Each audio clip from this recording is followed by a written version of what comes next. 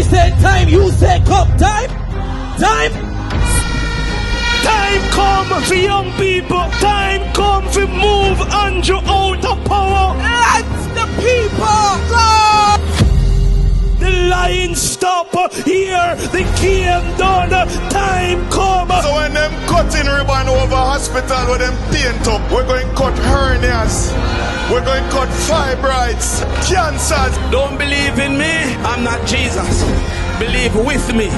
That better can come. With Mark Golding as Prime Minister, the dreams you dream today will be the reality he creates tomorrow. The people of Jamaica are ready for change. Everywhere I go, I see the wind of change blowing. Somebody asks me, Perry, why aren't you a labourite? Me ever fresh, me not green. No, we say one blood and comrade victory. We are going to Jamaica House. We are rescuing Jamaica, and Mark Golding will be the next Prime Minister. Power to the people. Power to the people. A corrupt government cannot liberate the people. If the head of the stream is corrupt, the entire river will be also. A blessed good day to you, my wisdom warriors. Wagwan. I hope you guys are in good spirit. My wisdom warriors, may I tell us. I want to join in the words of congratulations that have already been extended to all of the 63 members of Parliament who have been duly elected and have today taken their seats in this honourable House.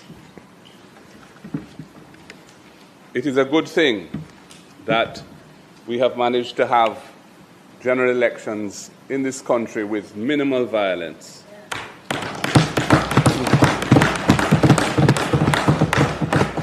Especially one as hard fought and as closely run as this one.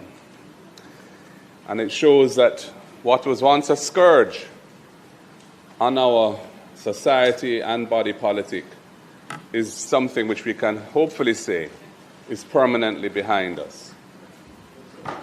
We have other concerns about the electoral system, which we have already foreshadowed in public statements that we've made, and we intend to continue to do what we can to see improvements in that area.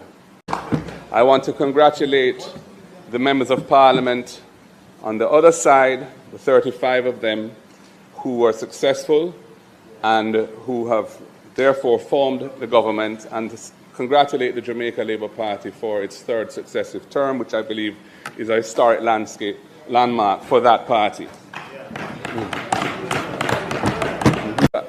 The Prime Minister, in his inaugural address at King's House, emphasized the importance of the country coming together, of unity, and so on. And I think nobody in Jamaica would express a contrary view. Unity is strength, and we must all strive for it. However, it cannot be achieved by platitudes or just empty words. One hand can't clap. And it is important, if we want to build consensus around important topics, that there be some action, some actual tangible effort to achieve consensus. Within the Parliament itself, I would ask that the Prime Minister reinstitute the system of chairmanship of the House committees, which was established in 2007 and continued through 3 successive governments, including the first of his terms in the current 3-term cycle, but was discontinued in 2020. I think that it is necessary for there to be more accountability for what the executive is or isn't doing, and the committee system of the Parliament is a vital element in ensuring that continuity.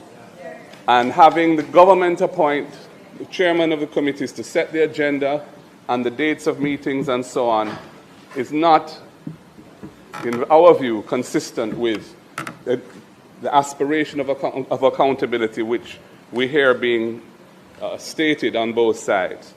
And, you know, a former Prime Minister, Bruce Golding, from that side was the one who instituted the mechanism of having the opposition appoint the chairman and chairpersons of these committees. And it was continued by the Most Honourable Portia Simpson-Miller when she was Prime Minister, and by Most Honourable Andrew Holness in his first term, and then discontinued. And I urge him to reconsider the discontinuance of that, what I think was the building of an important convention in achieving greater levels of accountability in our Parliament. Madam Speaker, Jamaica is at somewhat of a crossroads. We have managed through successive administrations to take our public debt from the perilous heights of 147% of GDP, which was where it was in 2012, to this year it is projected to have achieved the 60% target, which is embodied in our fiscal rules and is part of our fiscal responsibility framework in our law. Both sides can claim some degree of satisfaction in the achievement of that monumental milestone. Really, the heavy lifting began in 2012-13 with the new IMF agreement that was signed, a very challenging agreement which led to success in bringing the debt-to-GDP ratio down to 115% by 2016, and it has continued thereafter to now, where with a revision in the accounting protocol for GDP, the expectation is that we will achieve 60% this year. Having said that, what we have not seen is commensurate improvements in the standard of living and quality of life of our people. And all the sacrifices that have been borne by the people of Jamaica in running the high primary surpluses that have been necessary to achieve the debt reduction that we have managed to achieve must now translate into tangible benefits that the people of Jamaica can feel that they have derived from the sacrifices made.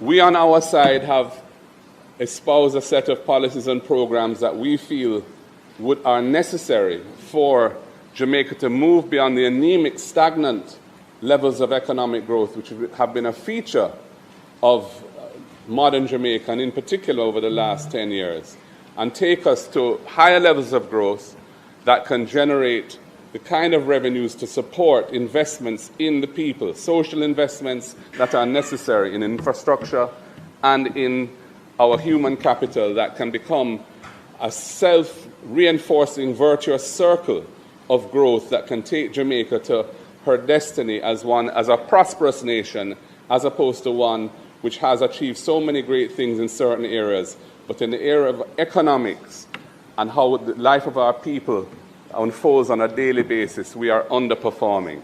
We intend to hold this government to account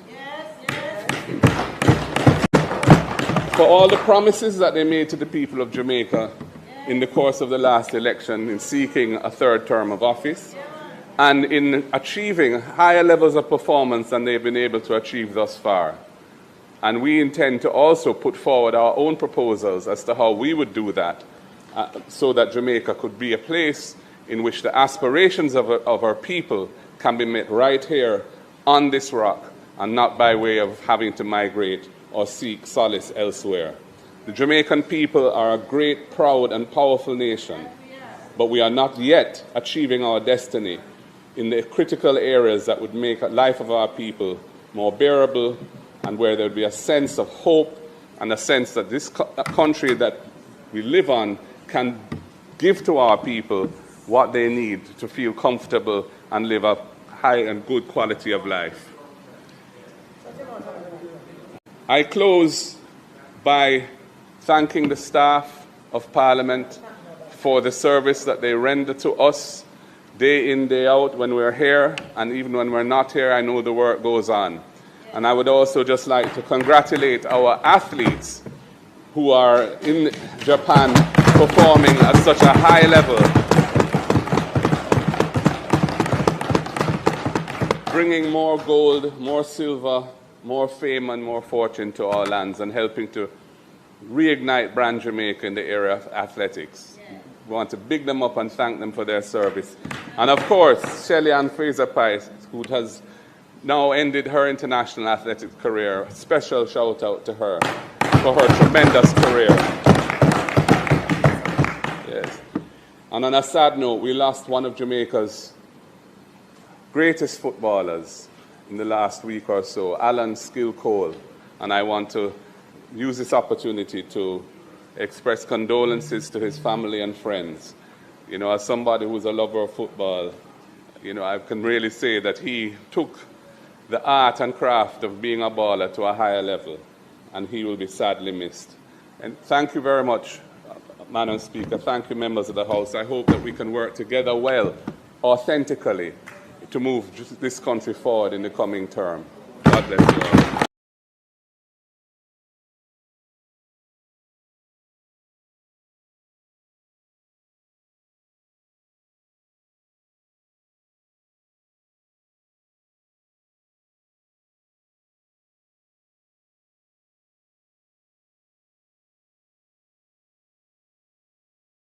Juliet Holness, elected once again as Speaker of the House of Representatives. Good move or bad? On this one, I'm going to say bad move. She was elected without the support of the opposition. Now, before the swearing in of the MPs, we had the swearing in of the senators, right? And you had Tom Tavares Finson being returned as the president of the Senate. There now, we saw him being nominated by the leader of government business in the Senate, Kamina Johnson-Smith. It was seconded by the leader of opposition business in the Senate, Donna Scott Motley. And you had the full support of the opposition in the Senate for Tom Tavares Finson again being named the president. Now, that never happened in the lower house, in the House of Representatives. You could almost see the opposition members sitting on their hands. The nomination and the seconding both came from the government side. There was also no applause, just silence on the part of the opposition during that whole process of naming the Speaker. This was to be expected, though, because the opposition had sent out a statement before the swearing in saying they would not support for Speaker either Mrs. Holness or the Speaker before her, Marissa Dalrymple Philibert. The statement said that the opposition had serious concerns regarding the manner in which the business of the House had been conducted, including what they called obfuscation and inordinate delays in the tabling of critical reports to Parliament from the Auditor General and the Integrity Commission under the leadership of both speakers, despite advice from the Attorney General's chambers to the contrary. And they said those matters had eroded trust and confidence in the critical role of the Speaker. Well, the JLP responded with a statement of its own, saying that the PNP was trying to bully the governing administration into excluding two eminently qualified women from consideration for the post of Speaker. Now, by the way, if you've ever wondered why there seems to be all this commotion around whoever is the Speaker at the time when they're being elected, at the time when they're moving over to the chair, that has its roots in the UK system of Parliament, right? So what happens in the UK? So when a new Speaker of the House of Commons is elected, whoever is a Speaker is physically dragged to the chair by other MPs. And the British Parliamentary website says that this custom has its roots in the Speaker's function to communicate the opinions of the House of Commons to whoever is the king or queen. Historically, if the monarch did not agree with the message that was being communicated, they could order the Speaker killed. Therefore, as you can imagine, previous speakers required some gentle persuasion to accept the post. And we see the echoes of that continuing in our Parliament, although when you consider what its genesis is, this is probably a tradition we could now dump. Now, because of that, now when Mrs. Holness was named the Speaker the first time around, there was a lot of genuine excitement, there was laughing, the opposition members were in full support. This time with the opposition members sitting there looking stony-faced, and I thought that there was tension around her. You know, she didn't look completely comfortable. Her kind of excitement and laughing this time around seemed more forced. Because apart from the lack of support of the opposition, she must be aware that this is not going to be a popular move. Now remember, the convention or practice is that the person named as Speaker get support from both sides of the House. As I mentioned, we saw it in the upper house earlier. We saw it in the Senate with Tom Tavares Finson. So the opposition refusing to applaud or support the nomination in any way is a pretty big deal. I hear some people, some of my listeners to my radio program, for instance, were saying they thought the opposition should have done more. They wanted either a verbal protest or perhaps the opposition even going as far as nominating their own candidate for speaker, even if it's on the government side, which of course wouldn't happen because it's the government who decides who is going to be the speaker. That's one of the consequences of winning an election. But I hear that, but I do think, especially at occasions like this, you kind of have to walk the line. How do you protest without making it look too much like, say, you embarrass the person? You know, I think that sentiment could turn against you very, very quickly, depending on what happens. And for me, I thought the silent protest made sense. I thought it was the appropriate one in the circumstances. I don't think anything more dramatic was needed.